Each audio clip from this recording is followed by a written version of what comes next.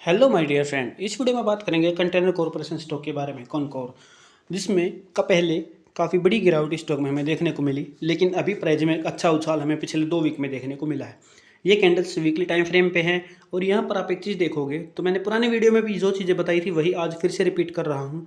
यहाँ पर मैंने एक डिमांड जोन बताया था जहाँ तक गिरावट प्राइस में आ सकती है। उससे पहले जब प्राइस वीकली टाइम फ्रेम के अकॉर्डिंग मूव एवरेज 100 पे आया था, उससे नीचे गया, एक रिट्रेस लिया और उस रिट्रेसमेंट को ब्रेकआउट दिया तो शानदार रिटर्न हमें यहाँ पर देखने को मिला।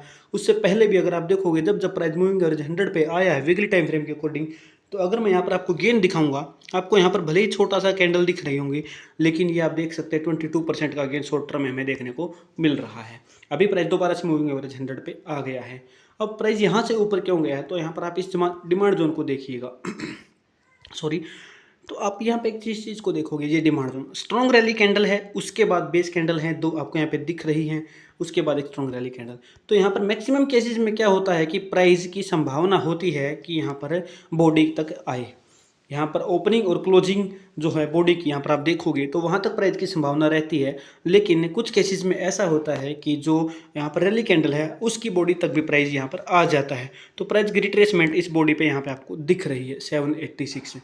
तो मैंने जो पहले प्राइस बताया था वो प्राइस मैंने जो बीच की जो बेस कैंडल है उनकी बॉडी के अकॉर्डिंग 750 बताया था, लेकिन यहाँ पर बॉडी के अकॉर्डिंग प्राइस ऊपर जा रहा है। और यहाँ पर जो ग्रीन कैंडल है वीकली टाइम फ्रेम के अकॉर्डिंग, इसमें भी आपको बायर्स यहाँ पर पावरफुल दिख रहे हैं।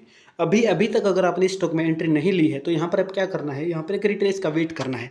अगर रिट्रेसमेंट होती है तो बड़ी अच्छी बात है, अगर रिट्रेसमेंट नहीं होती है तो 892 के ऊपर अगर क्लोजिंग मिलती है तो शानदार टारगेट हमें यहाँ पर मिल सकते हैं।